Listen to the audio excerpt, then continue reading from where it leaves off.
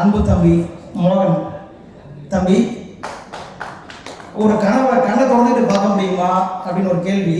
உண்மையில் என்னுடைய கனவை கண்ணை திறந்து கொண்டு பார்த்தேன்.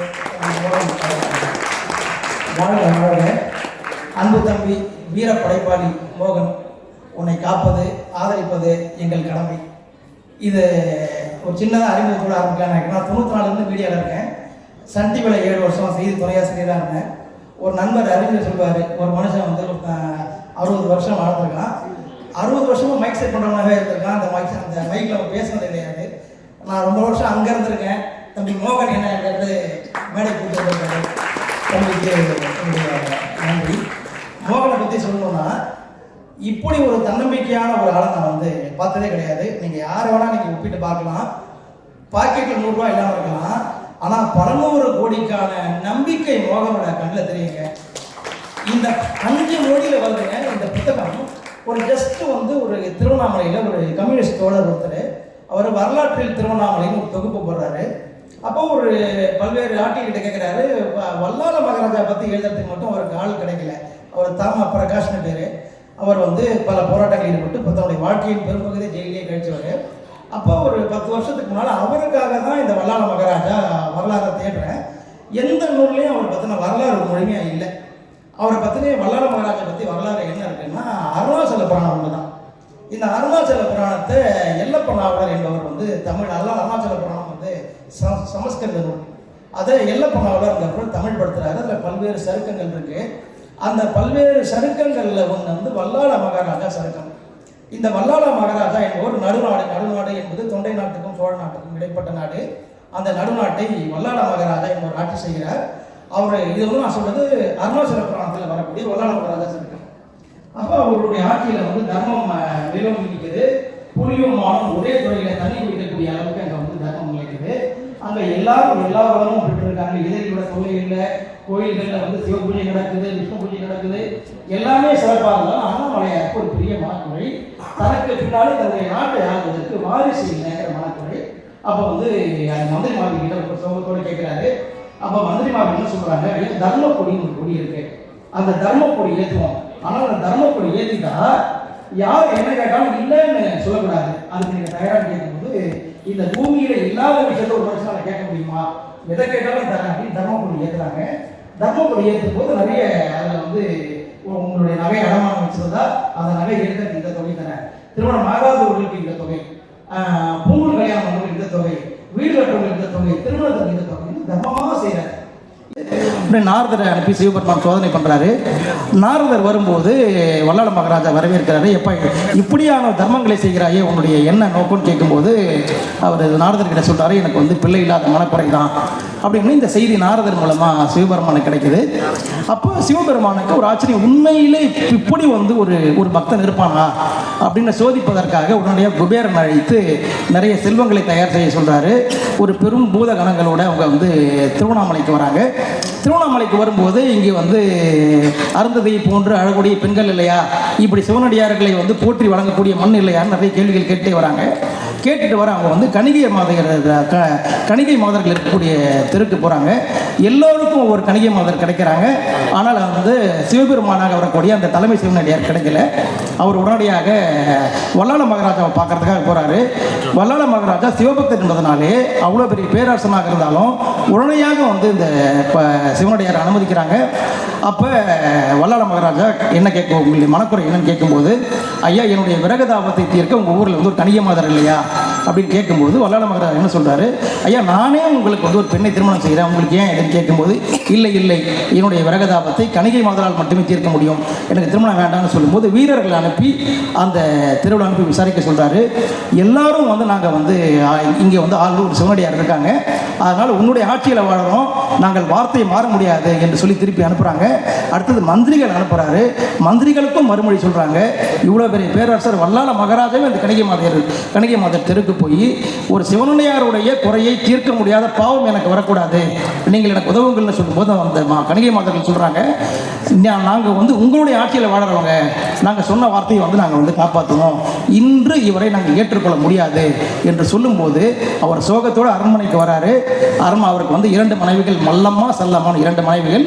அப்போ அந்த மல்லம்மா, அந்த சல்லம்மா தேவி வந்து என்ன உங்களுடைய குறைன்னு கேட்கும்போது வல்லாள மகாராஜா இப்படி ஒரு சிவனடியாருடைய அந்த ஒரு கோரிக்கையை தீர்க்க முடியாத அவல நிலைக்கு நான் ஆளாயிட்டேன் அப்படின்னு அவர் கண்ணீர் விடும்போது, ஐயா நானும் உங்களுடைய கோரிக்கையை நிறைவேற்றுகிறேன் அப்படின்னு வந்து அந்த அம்மா சொல்கிறாங்க. உடனடியாக வந்து ஒரு அறை ஏற்பாடு செய்யப்படுது. அங்கே சிவனடியார் நிஷ்டையில் உட்காந்துருக்காரு. இந்த அம்மா வந்து நறுமண மலர்கள் சூடி நறுமண புகைகள்லாம் அந்த இடத்துல வச்சு இவங்க என்ன பண்ணுறாங்க, வீணை மீட்டி பாடல் பாடுறாங்க. வீணை மீட்டி பாடல் பாடும்போது பார்த்தா சிவனடியார் அசைவெல்லாம் உட்காந்துருக்காரு. ஐயோ இது வந்து சிவபாமா ஆயிடுமேன்ட்டு அங்கே போய் இந்த சிவனடியாரை தொடர்றாங்க. அந்த சிவனடியார் மறைந்து ஒரு குழந்தை வந்து அங்கே வந்து குழந்தை வந்து ஒரு அழகான வாயை திறந்து அந்த குழந்தை அருண் காட்சி. உடனே வல்லாள மகாராஜாவும் மற்றவங்க வந்து பார்க்குறாங்க. சிவபெருமான் விடைவாகனத்தோட காட்சி தராரு பார்வதி தேவியோட. அப்போ சிவபெருமான் அவருக்கு ஒரு வாக்குறுதி கொடுக்குறாரு, உனக்கு பிள்ளை இல்லை என்று நீ வந்து கவலைப்படாது, நீ இறந்த பின்னர் உனக்காக ஈம கடன்களை பிள்ளையாக இருந்து நான் செய்வேன் அப்படின்னு சொல்றாரு. இந்த வல்லாள மகாராஜா 1342ஆம் ஆண்டு எதிரிகளில் கொலை செய்யப்பட்டார்.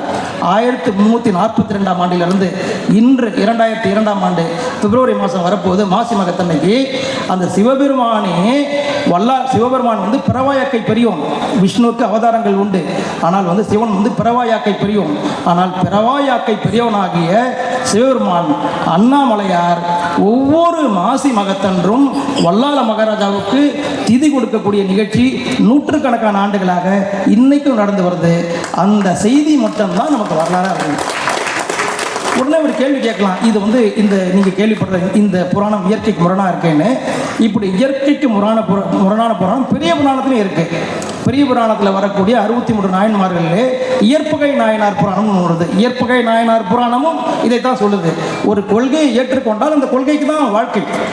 அப்படி வந்து இயற்பகை நாயனார் புராணத்தில் வருவதைப் போலவே இந்த வல்லாள மகாராஜா புராணத்தில் வருகிறது. இதை தவிர இந்த வரலாற்று செய்திகள் எல்லாமே கிடைக்காம இருந்தது.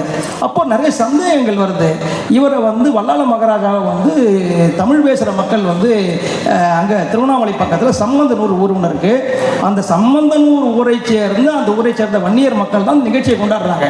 வல்லாள மகாராஜா வந்து கர்நாடகாவை ஆட்சி பண்ணார். கர்நாடகாவை ஆட்சி பண்ண வல்லாள மகாராஜாவை இவங்க வந்து சம்பந்தனூர் மக்கள் வந்து இவங்க எங்கள் சொந்தக்காரரு அப்படின்னு சொல்லி திதி கொடுக்குறாங்க. நூற்றுக்கணக்கான ஆண்டுகளாக ஆலய நிர்வாகமே இந்த நிகழ்ச்சிகளை ஏற்பாடு பண்ணது. அப்போ இவர் கன்னடரா தமிழரா என்று பெரிய குழப்பம் ஏற்பட்டு அதற்கு பிறகு ஆய்வு செய்யும் போது அங்கே தெரியுது, புறநானூற்றில் சொல்லப்படக்கூடிய புலிக்கடிமால் என்று சொல்லப்படக்கூடிய அந்த புலிக்கடிமால் வம்சத்தை சேர்ந்தவர் இந்த ஹொய்சலர். அந்த இதுக்கு என்ன கல்வெட்டுகள் என்ன அர்த்தம் சொல்லுதுன்னா, இந்த கர்நாடக மாநிலத்தில் இருக்கக்கூடிய அரிசிக்கரை என்ற ஒரு பகுதியில் ஒரு முனிவர் தவம் செய்கிறாரு. அப்போ வேளிர் மன்னர்கள் அங்கே ஆட்சி பண்ணுறாங்க. அந்த முனிவரை புலி ஒன்று தாக்க வருது. அந்த சலா என்ற மன்னனை ஹொய் சலா என்ற அந்த முனிவர் கட்டளை இடுறாரு. அந்த முனிவருடைய கட்டளைப்படியே அவன் அந்த புலியை வதம் செய்கிறான். அவனுடைய வம்சத்தில் வந்தவர்கள் தான் இந்த ஹொய்சாளர்கள் என்று ஹொய்சாளர்களுடைய கல்வெட்டுகள் கூறுகின்றன. இந்த புறநானூறு எப்படி சொல்றதுன்னா, புறநானூற்றுடைய 201வது பாடலிலே ஒரு செய்தி வருது. இங்கே வந்து இந்த ரஜினி படத்தில் கூட பார்த்துருப்பீங்க, அங்கவை சங்கவைன்னு ஒரு கேரக்டர் வரும். அதே போல இந்த அங்கவை சங்கவை பாரியுடைய மகள்கள் இவங்க வந்து அனாதையாக நிற்கும் போது பாரியுடைய நண்பரான கபிலர் என்ன பண்றாரு, இருங்கோவேல் ஒரு மன்னன் கிட்ட அழைச்சிட்டு போய், அப்பா நான் வந்து அந்தணன், நீ வடபால் முனிவன் செய்த யாகத்தில் உதித்தவன், உன்னுடைய முன்னோர்கள் 49 தலைமுறையாக துவாரகையை ஆண்டவர்கள், அந்த வம்சத்தில் வந்த ஒன்னை சொல்றார்கள் இல்லையா. வேலிர் என்ற சொல்லுக்கு வேல்வித்தியிலிருந்து தோன்றியவர்கள் என்ற பொருள். இன்னைக்கு திருவண்ணாமலையிலே வல்லாள மகாராஜா நிகழ்ச்சி நடத்துகிறார்கள் அல்லவா, அவர்களும் தங்களை அக்னியில் பிறந்ததாக சொல்லிக் கொள்ளக்கூடிய அந்த மரபை சேர்ந்தவர்கள். இதையெல்லாம் ஆய்வு செய்த பிறகுதான் சுமார் 2000 கல்வெட்டுகள் ஹொய்சாளர்களை பற்றி இருக்கிறதும் 400 கல்வெட்டுகள் தமிழில் இருக்கிறதும் இந்த செய்தி தெரிஞ்சது. இதில் குறிப்பாக வல்லாள மகாராஜா எத்தனையோ தமிழர்கள் ஆண்டிருக்காங்க இல்லையா. சேர சோழ பாண்டிய பல்லவ சாளுக்கியர் சம்பூராயர் காடவரா இவ்வளோ பேர் தமிழ்நாட்டை ஆண்டிருந்தாலும் வல்லாள மகாராஜாக்கு மட்டும் ஏன் சிவபெருமான் திதி கொடுக்குறாரு அப்படிங்கிற அந்த வரலாற்றை புரிஞ்சுக்கணும். வல்லாள மகாராஜா ஆட்சி செய்த காலத்திலே டெல்லியில் வந்து அலாவுதீன் கில்ஜியோட ஆட்சி நடைபெறுகிறது. அலாவுதீன் கில்ஜியோட தளபதி மாலிக் காஃபர் என்ன பண்ணுறான், முதல்ல கர்நாடக மாநிலத்தில் இருக்கக்கூடிய துவார சமுத்திரத்தில் பக்கத்தில் இருக்கக்கூடிய தேவகிரியை வந்து ஃபஸ்ட்டு பிடிச்சிட்டு அதன் பிறகு வந்து வல்லாள மகாராஜாவுடைய துவார சமுத்திரத்தை பிடிக்கிறாங்க. அப்போ பிடிக்கும்போது பாண்டிய மன்னர்கள் வாரிசு சண்டை, அந்த வாரிசு சண்டையில் தலையிடுவதற்காக தமிழ்நாட்டிலே வல்லாள மகாராஜா இருக்கும்போது கர்நாடக பகுதியை சிறைபிடிச்சுக்கிறாங்க. அதாவது சிறைபிடிச்சது மட்டுமல்லாமல் வல்லாள மகாராஜாவுடைய மகன் 4ஆம் வல்லாளனை வந்து கைதியாக்கி டெல்லிக்கு அனுப்புகிறாங்க. அதன் பிறகு வல்லாள மகாராஜாவை வழிகாட்ட சொல்லி கட்டாயப்படுத்தி தமிழ்நாட்டுக்குள்ளே வந்து தமிழ்நாட்டை சூறையாடி தமிழ்நாட்டு கோயில்கள் எல்லாம் கொள்ளையடிக்கப்பட்ட அந்த நேரத்தில் தமிழ்நாட்டில் பேரரசுகளே இல்லை, வல்லாள மகாராஜா ஒருத்தர் தான் பேரரசர். வல்லாள மகாராஜா பேரரசராக இருக்கும்போது மதுரை சுல்தானுடைய ஆட்சி நடைபெறுகிறது. 8 சுல்தான்கள் ஆட்சி பண்றாங்க. 2வது சுல்தானை வல்லாள மகாராஜாவுடைய படைகள் கொண்டுடுறாங்க. 4வது சுல்தானா கியாசுத்தீன் தம்கானி என்பவனை என்ன பண்றாரு, இன்றைக்கு சமயபுரம் இருக்கு இல்லையா, அந்த சமயபுரத்தில் இருக்க கோட்டையில வந்து அவங்க படைகள் இருக்கும்போது வல்லாள மகாராஜா 1,00,000 பேரோட போய் அந்த இடத்த முற்றுகையிடுறாரு. முற்றுகையிட்டு படைகள் தோல்வி அடைந்தன. அந்த தோல்வி அடைந்த பிறகு ஒரு 14 நாள் போர் நிறுத்தம் போடுறாங்க. இந்த போர் நிறுத்தம் ஏற்றுக்கொண்டு வல்லாள மகாராஜா வந்து அமைதியா இருக்க நேரத்தில் திடீர்னு அவரை சூழ்ந்து அவரை வந்து கைது செய்து அவரிடமிருந்த பொருள்களை பறித்து கொண்டு அவரை உயிரோடு தோலை உரித்து மதுரை கோட்டையிலே தொங்க விட்டார்கள். அந்த தியாகத்துக்கு பிரதிபலனாகத்தான் அண்ணாமலையார் திதி கொடுக்கும் நிகழ்ச்சி வருகிறது. உண்மை சொல்கிறேன் தம்பி, வீர படைப்பாளி, உனக்கு இணையான படைப்பாளி தமிழ்நாட்டிலேயே இல்லை.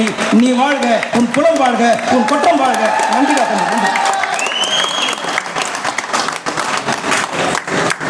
Thank you so much for a wonderful speech, sir. மிக்க நன்றி.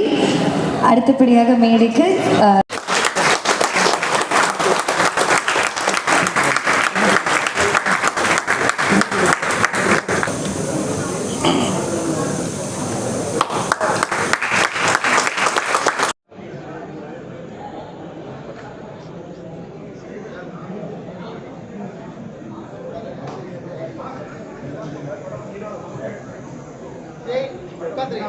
ஒரு ஓரம் உட்காந்துரும்.